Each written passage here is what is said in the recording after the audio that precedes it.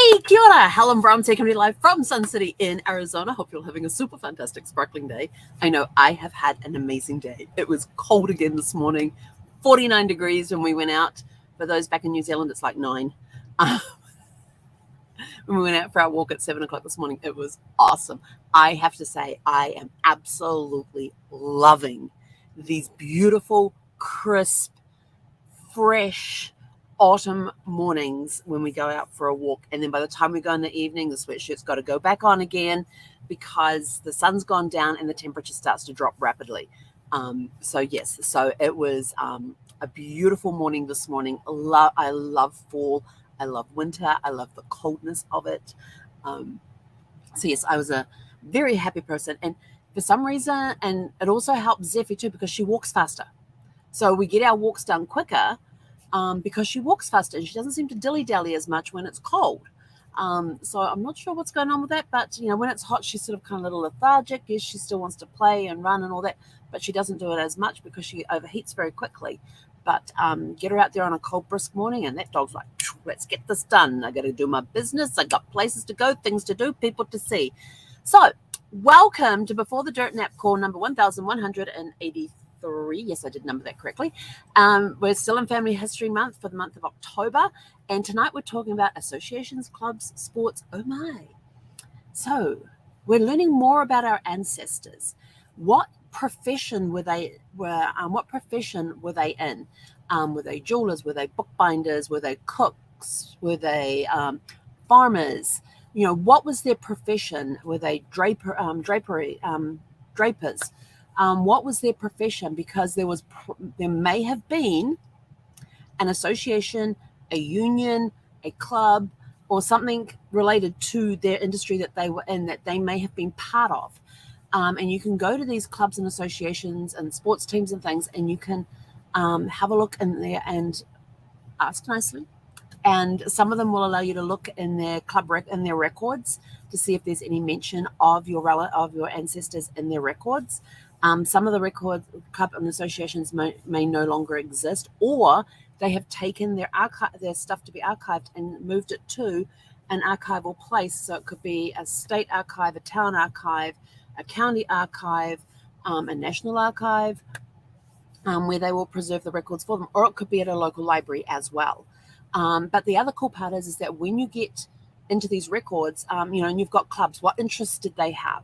Were they interested in singing and sewing and, archery and where they may have been a club involved with it? Did they play any sport? Were they on a local team? Were they on a national team, on a state team? In a state team. Yeah, you get it. a state team. I put an N in there when there should have been one. On a state team. So start thinking about these things. What extracurricular activities did they have outside of their work? Did they have any that were outside of their school?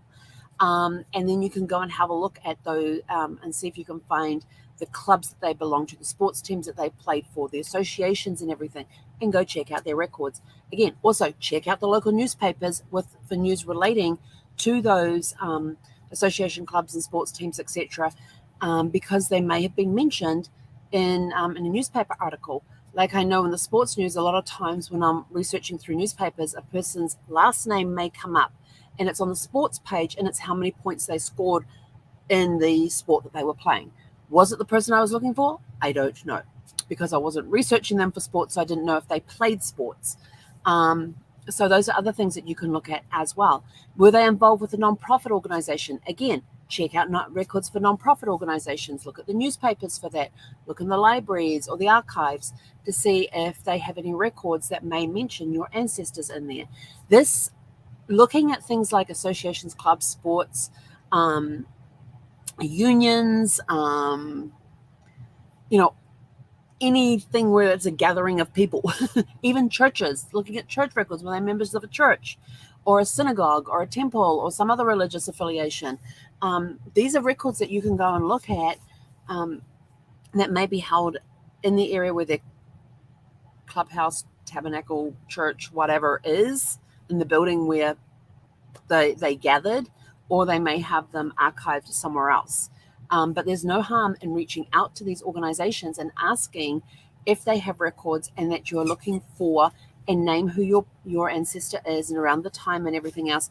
And there is, I think it's actually called associations.com, I think it is. But there is a website you can go to see. There is associations for everything. Everything. There's even an association of associations here in the States. I kid you not. There is an association of associations. But if you can get hold of these organizations and if you can, find, excuse me, somebody has found her squeaky toy. Zeph, bring it here. Bring it here. Good girl. Release.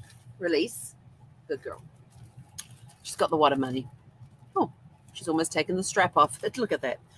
That was one of her early buck box toys.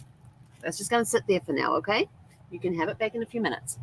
But if you go to any of these look online to see when these organizations were established, and then was it possible, and then looking at census reports and things like that, you can find out what especially from when they started recording that in England, it was 1850s onwards. Here in the States, I don't remember the year. I think it was around the same time as well. So 1851 census is the first one in England that had what their occupation was, what the relationships were to the people in the houses. Why is my internet suddenly gone slow? And then you can contact these organizations if they were around at the time that your ancestor was in that area. And if you know that they belong to that thing, or there's a possibility they could, there's no reason why you can't write them a letter, write them an email, give them a call, and ask if your ancestor was a member there. And here are some of the other things that you can do too. Also look at the animal organizations like Lions and Kiwanis and what's the other ones, Rotary, and those sorts of organizations, those community Elk Lodge, those sort of community outreach program that had the outreach programs where they were community service orientated as well. Did your people belong to those? Were they a Freemason? There is some information you can find from Freemasons, depending on the chapter and all of that sort of stuff. Actually, that reminds me, maybe I should go check out the New Zealand one. I think my grandfather was a member. I'd have to go check that out. But these are other places that you can find if your ancestor belonged to these organizations, that you can find more information about them, and it starts creating this picture of the type of person that your ancestor was. And then if you can find newspaper articles to go with these organizations as well, where your ancestor is mentioned, you get to see another aspect of so now all of a sudden this person who is on paper, where you've got their birth, death, marriage information and the children that they had, maybe their parents, all of a sudden this person's now taking on a personality with the different things that they belong to or the things that they did within their community. Nonprofits is another. Did I mention nonprofit? Nonprofits is another one that they can be looking at. So this is a organization, and of course, organizations will have their minutes. They'll have their membership lists. They will have minutes of all the meetings that they've had. They may have records of events that they held, especially fundraising events. How much money did they raise at that event? Who did what? They'll have the committees, the different committee listings as well for different events or different portions within their organization. So it gives you an idea of how involved in that organization your ancestor was. And this is creating more information and creating more of a life story. And the other cool part with some of these associations and clubs and lodges and everything else is that it could be one of those ones where you have to be not only invited in, but if you are a son or a daughter of somebody who was in there, did that child later become a member as well? And they would have, and if they are by invite only, or they have to have some qualification thing, if there was a parent already in there, how many generations belong to that association or that club that just belong to that organization. So that's another thing that you can check for as well, because I know there's some out there. Then you've also got things like, were they a member of Daughters of the American Revolution? Were they members of the Sons of the American Revolution? Are they members of, there's different ethnic clubs and stuff around as well. There's like the American Italian, the Italian Sons and Daughters, the American Sons and Daughters of Italy, I think it's called.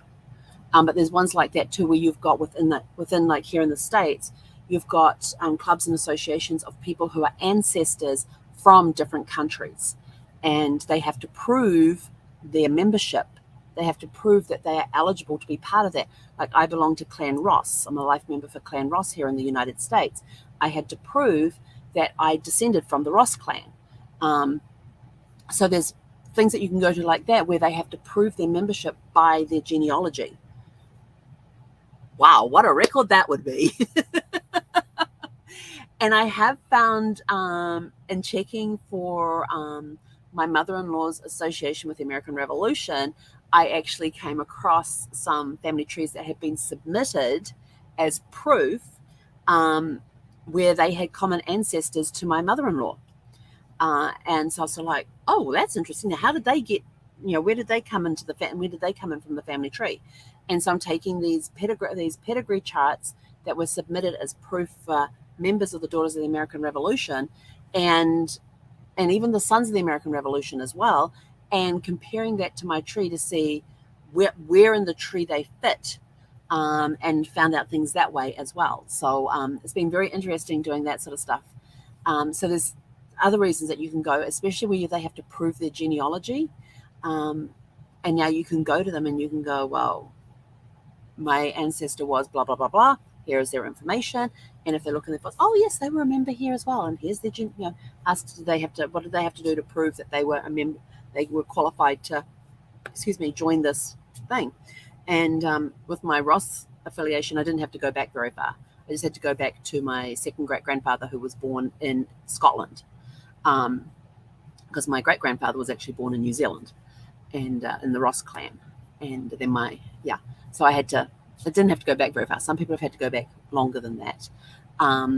So look at things like that. Look at your tree.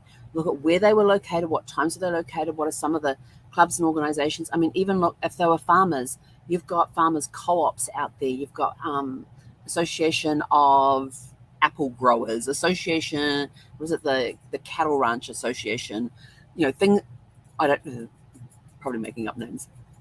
But you've got, look at associations like that. If they were a farm, were they a dairy farm? Were they a beef, growing ones for dairy farm for the cows and beef for the I'm getting all my animals mixed up.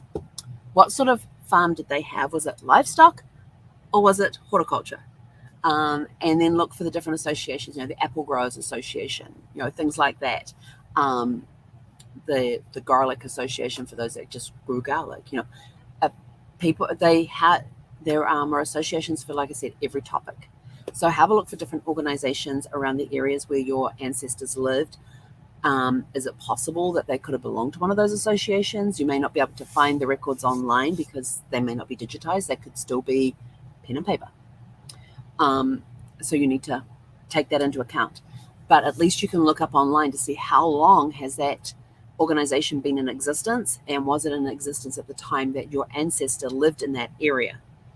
You can even look up pioneer, if your ancestor helped settle a county within a state, look up the county records because they'll have the pioneers of that county or the settlers of that county. They'll be named there. So you can we helped set up Jefferson County, and okay, well, let's go to Jefferson County and find the records and have a look to see if they appear in the records. Yes, they did. Wow, that's really, and then you learn more about them because there'll be biographies in there about the people who pioneered or settled that particular area, even for settling the town. Who settled the town? Who were the first pioneers in there? So there's those stories that you can go and look at as well. So there's lots of places that you can go to see different, records that people don't think a lot of. And, contact the like I said, contact the organizations, find out if they have any historical records that may mention your ancestors, and they will tell you where they are held or how to get hold of the information, or if they give out that information. You may have to prove your genealogy in order to do it. I have seen some associations with that where you've got to prove your genealogy before they give out any information on their members, because they are very secretive about their members. Well, not secretive, protective of their members. Even if they were members 200 years ago, they are still very protective of their members, their memberships. Simply because memberships can also be passed down through the generations as well. So there's another link. Some organizations, when a father dies, the oldest son or whoever he names in his will continue that membership within that organization. And so you get some organizations where it's just passed down from generation to generation. I tell you, organizations had lots of different ways that you could join them, lots of different requirements. Some were very secretive, some not so much. But there's records somewhere, and all what's the worst that can happen? You ask and they say no. You're no better off. So why not give it a go? Check out those organizations and things. And, my mother-in-law did a lot of research on her side of the family and her husband's side of the family back in the 70s and 80s on their family tree, 60s, 70s, and 80s on the family tree. And so she was doing it, no computers at that time. So it's all handwritten notes. I have all of her notes. I have all the certificates that she managed to obtain over the years, so I can get them all scanned and put them into the family tree and stuff, and then make them available to other family members so they can see these records and see how they fit into the tree as well. So I'm working on that. But another thing I'm going to do is I'm going to go back and check with family history / genealogy societies and associations that were around that area at the time to see if she belonged to any of those things. I know that in the area that they lived, they had a garden club, and she did mention it a few times when her and I would sit and talk. So I'm going to be reaching out to that garden club to see if she was a member there. What was her role within the garden club if she was a member? There was different organizations, PTAs. There's another one, PTAs, with the teachers and things, the schools. So there's school records that will have clubs and associations that they have that had parents that came in and assisted running because some clubs and organizations and stuff, parents would have parent help. Others, it was just the teachers that ran it. So what involvement did your ancestors have with their child's education and at the school? Did they volunteer at the school? Were they part of the PTA? Were they members in the booster clubs? His name I was trying to think of. So look around for that as well. Did your ancestors not only play that particular sport at school, did they also belong to a club outside of school that they played that sport for as well? There's like the athletic associations that you can go and check with those records for the, maybe. So check, organizations, associations, clubs, lodges, non-profits, sports teams, sports clubs, you name it, there's an association, a club, or a non-profit for it.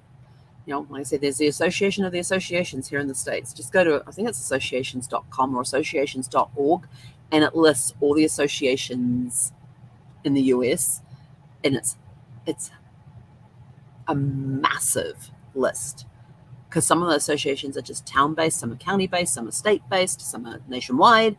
So there's a lot. That's all I can say is there's a lot. So there's another resource for you to help you fill out your family tree and get a little more of the story of the people who were your ancestors.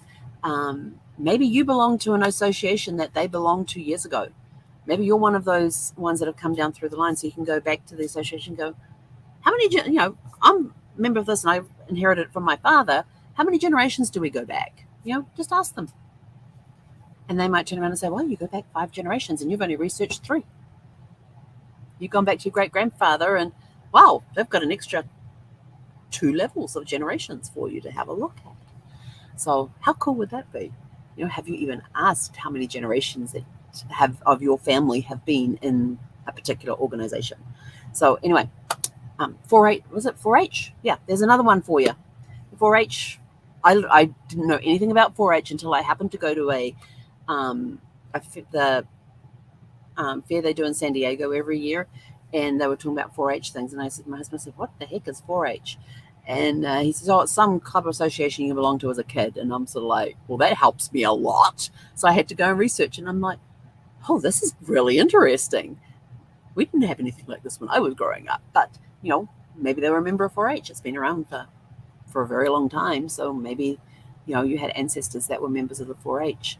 But anyway, there's some more ideas for you to help you fill out who this who was your ancestor, what sort of things did they do, and it gives you it'll give you a different perspective to them as well, and their life and what they did.